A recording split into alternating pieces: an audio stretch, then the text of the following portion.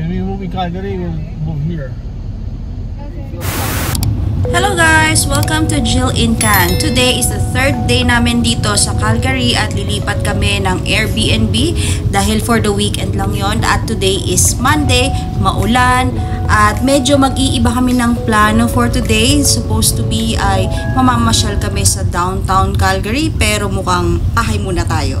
Pero bago kami pupunta sa aming Airbnb na lilipatan ay dumaan muna kami sa isang cat cafe na request ng aming isang anak dahil alam nyo na yung mga kabataan gusto sa mga ganitong cafe, yung mga may pusa, ganyan. So tignan natin guys, samahan nyo kami sa maulang pamamasyal na ito.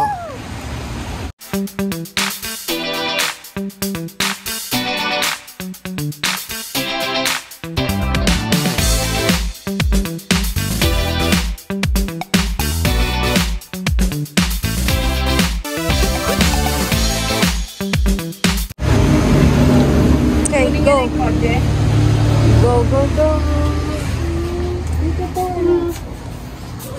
Come. Baby, walk. Sit down. There's cats. Sino makaka-discover dito? Si Bianca gusto niyang puntahan. Dito yung cats. Ah, there's cats.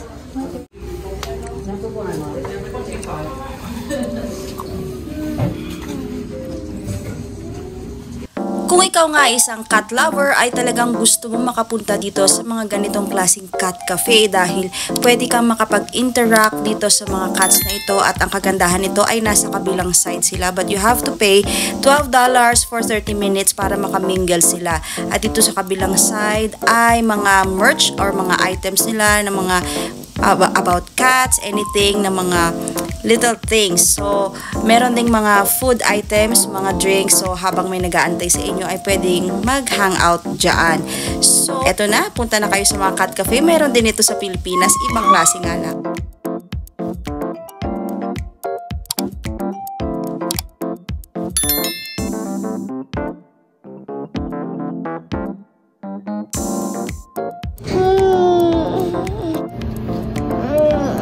A few moments later.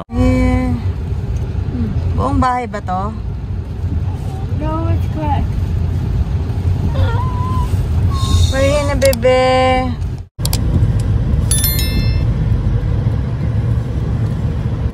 Ah, ito ganun lang. Ang likod niya. Walang fence. Mas maganda may fence.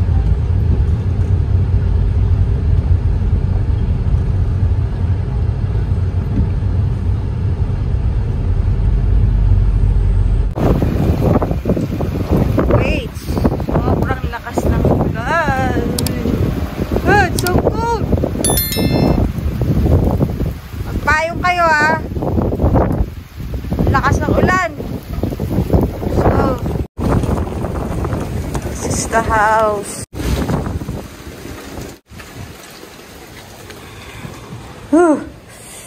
So, basement. Lamig.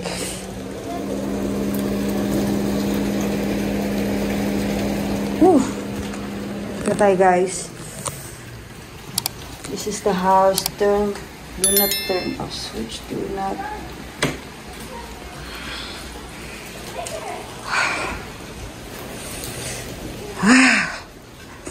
Ang ganda. I love this. Ang linis. Super nice. Spacious. Ang ganda.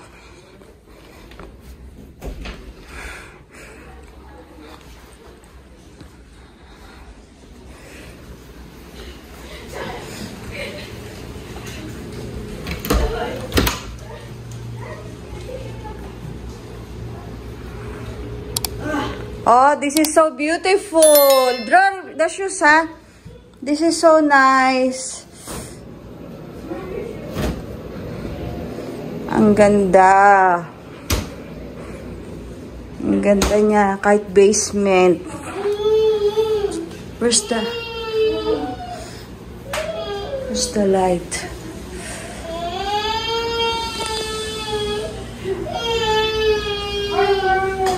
Ay, yun pala yan. Korean night ito. So, tignan natin yung mga gamit. So, cooking utensils. Wala tayong rice cooker ngayon. Walang plates. Oh, my beautiful plates. Yan. Kasi guys, doon sa first apartment, bumili kami ng plates namin kasi parang madumi yung ano eh. Yung mga plates doon parang may amoy. May chopping board. Okay. Tingnan natin kung meron na. Ayun, merong tama, pwede ka mag-init ng pizza. May microwave. May dishwasher. Ganda! Ganda. There's 3 rooms. This one's locked. Locked yun. Malaki yung bed.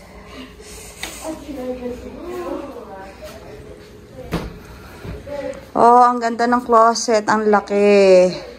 Bago. Ang ganda. Bago. What's this? This is my room. Wow. Can't open that. So nice. Maayos. Malinis.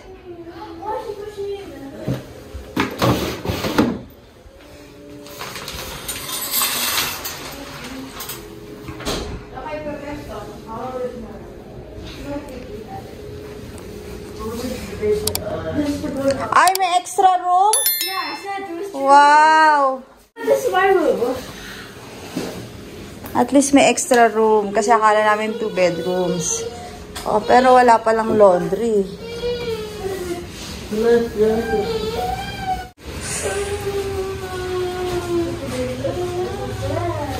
Saan kaya? Ang ganda ng sink. Malaki, oh. Malaki yung sink. And, what's this? Wow, the laundry! Maglalaba muna tayo bago umuwi. May sabon ba? Bibili. Ayan, may laundry. May walis. Great. Invite ako. I already did. How many pounds? No, let's go in one room. What? Chargers. There's no count. What? There's no count. Of course. Lamig. The next day. Let's go, bebe. Let's go, Celestia. Messy. Let's go, bebe. Let's go.